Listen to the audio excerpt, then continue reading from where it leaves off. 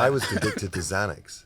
Oh yeah, I brought a lot of Xanax up there too. 4 years or something like that. When I was just working a lot internationally, and I was traveling, and I was like, oh look, if I take this, I'm going to go to sleep.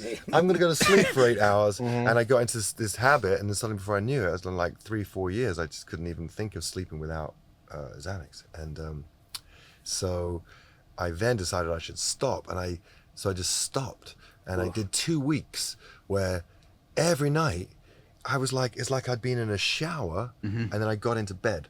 You know, like as wet as I could be, and then lie in bed, and I just sweats for 2 weeks. And people told me afterwards it's super dangerous. Yeah, I didn't try benzos and alcohol are the most dangerous. Stopped dead. Yeah. Oh, stop. You know. Yeah. Do you get dizzy when you quit Xanax, or is it just what was the withdrawal? I was just lying awake at night, like, oh fuck. But I knew that I really kind of crossed the line of my fun. Times out, you know, weed and sort of fun drugs, but you know, smack. Where I grew up, sort of there's you know what I mean. There's like there's party side and there's naughty you. You know what I mean? It's like there's a whole different endeavor. It's a different pastime because you know I was always so ambitious. It was like I couldn't. All of my friends who did heroin, just that's what they did. Yeah. And I wanted to be in a band. So I wanted to be stoned and in a band. You know, or do the band thing and then be wasted at the end of it. So I always had this focus and. But it was pretty scary that I just was like, wow, what have you done to your body? That for 2 weeks, straight up, 14 days, not much sleep and just pure sweating. And, you know, then I was down to 161, which is small for me, you know, because I'm like heavier than that, 85 or 190. So that was pretty hardcore. And of course, any doctor will give them to you. So there was no need to smuggle those. The things that were worse for me my whole life, I was just getting them from regular doctors. What years how old were you during that time? I was about 3 weeks ago. Yesterday.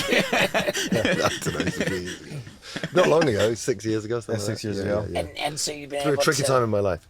You've been able to not do Xanax since then? You know, I had a most amazing moment it's a willful name drop because it's fun for the program, but I had an incredible moment. Mastodon is one of my favorite bands. Okay. Right? I love that band. And we were playing Rock am Ring last year, and there's Fever 333, Deftones, Bush, Mastodon. We're all on the same stage, actually at the same time, because I was the day after Mastodon, but I went to watch them because I was a huge fan of it. And Brent, so whatever, and I didn't know, they're so heavy that I didn't know if they'd like, I don't know, you know, sometimes when you see heavy bands, you're like, are they going to be friendly? They're going to be like, what's it going to be like? Super friendly. We had a mutual friend, we'd done, Rascalinix, done a record with him. So I was always like, oh, the folklore of Mastodon. And they were super friendly. And I went over to them and we took pictures with them. And I just met Brent really quickly. And I was like, he's asked me how I was doing. I'd been having trouble with my voice and I wasn't feeling good. And I was like, when I'm in Europe, fuck it, I'm just going to take Xanax and I'm just going to fucking go back to my Xanax. I had my little pill bottle with me and I was like, I'll stop in a month when I finish the tour. I just got to get to this tour, my voice. So I was telling all myself the reasons why I should take the Xanax. Because, you know, the first couple of days you're super jet lagged and, you know, you're playing shows and you feel shit. And I said to him, I'm doing all right. And I rattled this thing in my pocket. But I said, but I think that I shouldn't probably do it, right? I think I'm going to go back on this train. And he goes, don't. Yeah, well, how did you get from meeting him? How did you get from not taking Xanax to having them in your pocket? Oh, because I'd flown over with them. So the one time I will take them is on a transatlantic flight. I'll pop one just to sleep the night. And then I was like, that's it. Then you get there, and then I thought, so I had them on me, and I've had a few rough days, and I was like, should I or shouldn't I? And again, this whole thing about this synchronicity and meeting people. I met him, and I said to him, yeah, I'm feeling my voice. I don't feel good in my voice, and I don't feel very healthy, and I'm being an idiot. But I really might think I might just spend a month, doing shows and eating Xanax so I can get through this.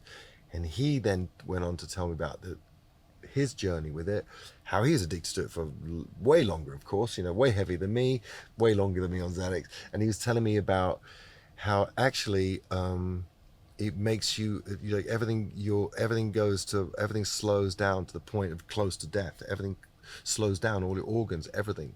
completely. That's what it is. Everything slows down. Xanax does that? Yeah. He's the benzos. That's what they do. So I was like, I just hugged him. You know what I mean? I hugged him, and I was like, you just saved me, because your wisdom and insight, experience just made me not do that. So I kept the pills, obviously. Can't help that. I'm not an idiot. I'm not an idiot or an angel, but I didn't take them. And by using the promo code STEVO, you get 20% off your order plus free shipping. Man, I love Manscaped. You love Manscaped. Jump on this deal, support the podcast, and have a killer summer looking really good. One more time, manscaped.com, promo code STEVO.